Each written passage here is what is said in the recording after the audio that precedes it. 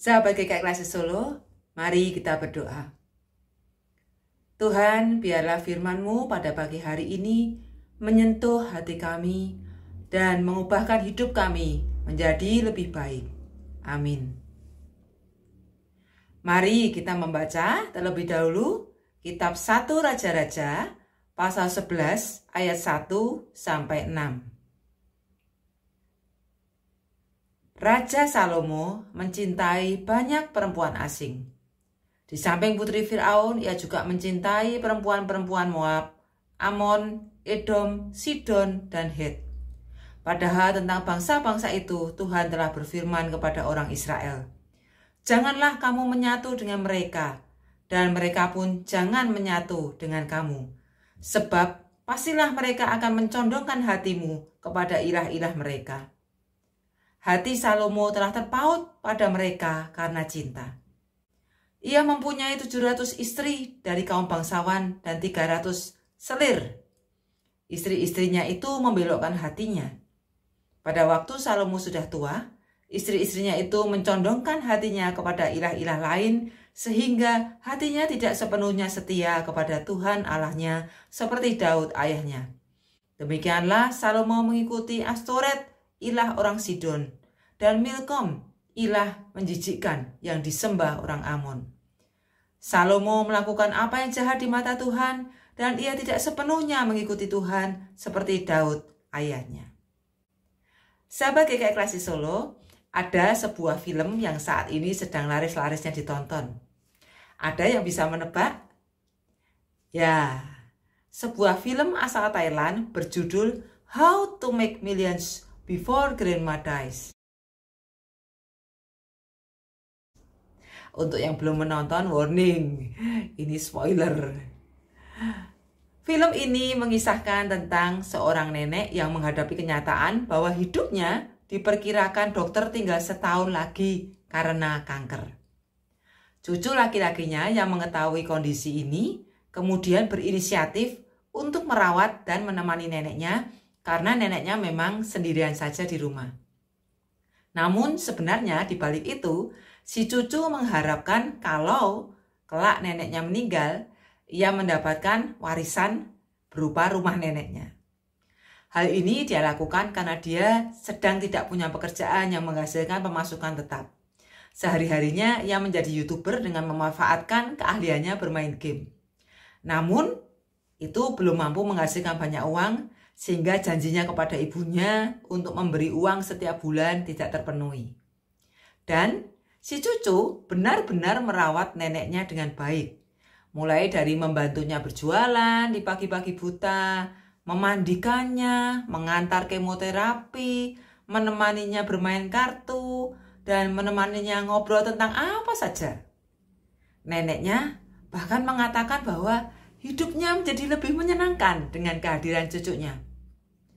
Namun tanpa disangka-sangka, suatu kali di saat kondisi sang nenek dinyatakan dokter semakin menurun dan tidak ada lagi usaha yang bisa dilakukan, sang nenek memutuskan untuk mewariskan rumahnya kepada anak laki-lakinya yang termuda.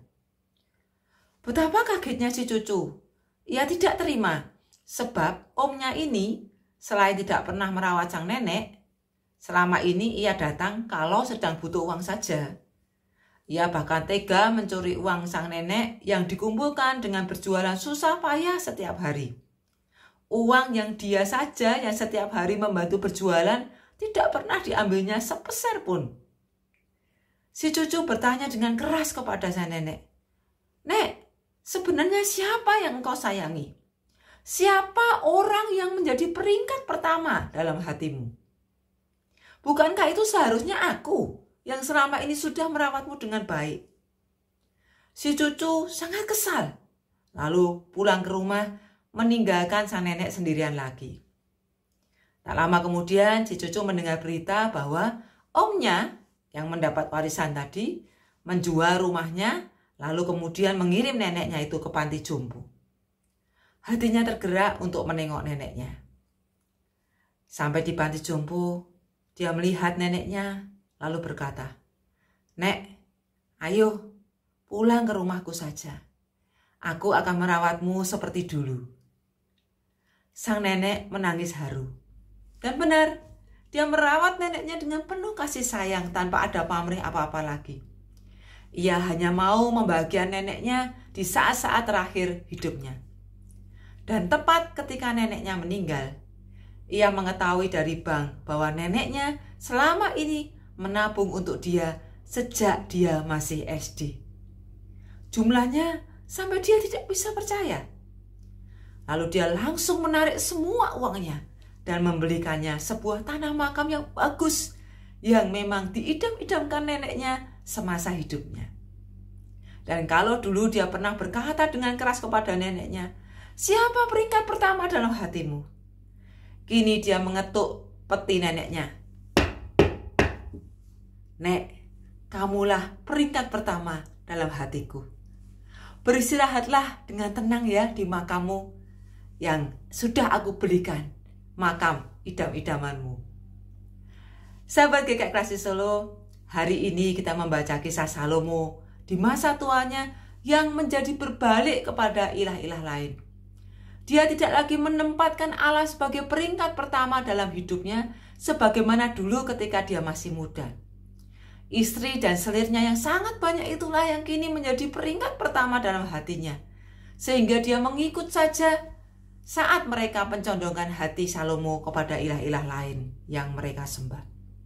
Bahkan bukan hanya itu saja, selain turut menyembah ilah-ilah lain, Salomo juga menghadiahi semua istrinya itu kuil-kuil peribadahan bagi dewa-dewa mereka yang dia bangun sendiri untuk mereka. Padahal dulu saat Salomo memperistri perempuan-perempuan dari Moab, Amon, Edom, Sidon, Het, yakni bangsa-bangsa yang tidak menyembah Allah, Allah telah memperingatkan Salomo bahwa para perempuan ini akan mencondongkan hatinya kepada ilah lain.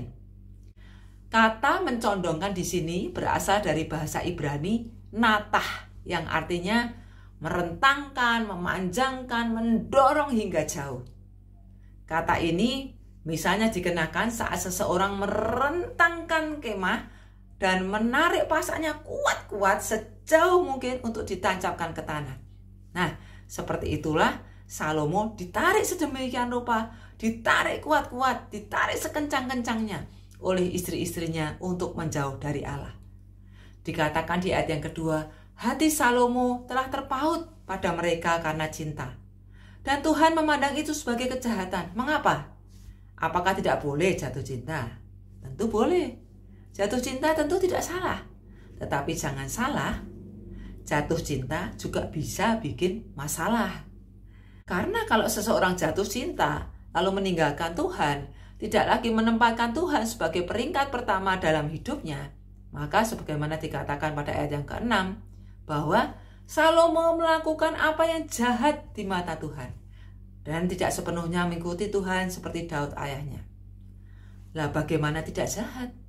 Tuhan yang menganugerahi Salomo gelar raja di antara anak Daud yang banyak itu. Tuhan juga yang memberi Salomo hikmat melebihi siapapun di dunia. Tuhan juga yang mengaruniakan keamanan, kekayaan, dan kemakmuran. Di masa Salomo itu nggak ada perang. Kini dia membalas semuanya itu dengan mengkhianati Tuhan dengan cara menyembah ilah lain. Tentu saja itu jahat. Sahabat GKI Klasik Solo, saat ini siapa peringkat pertama dalam hati Anda dan saya? Kepada siapa atau kepada apa hati kita terpaut dan jatuh cinta? Pada seseorang, harta benda, jabatan, kebanggaan? Apakah hal-hal itu menggoda kita untuk menggeser peringkat pertama Tuhan dalam hati kita? Jika ya, mari kita sadar dan berbalik kepada Allah. Mari kita katakan kepada Tuhan seperti yang dikatakan si cucu tadi kepada neneknya. Engkaulah peringkat pertama dalam hatiku. Amin. Mari kita berdoa. Ya Tuhan, Engkau selalu menjadikan kami peringkat pertama dalam hatimu. Engkau selalu menyayangi kami. Tetapi seringkali kamilah yang tidak sayang kepada Engkau. Ampunilah kami ya Tuhan.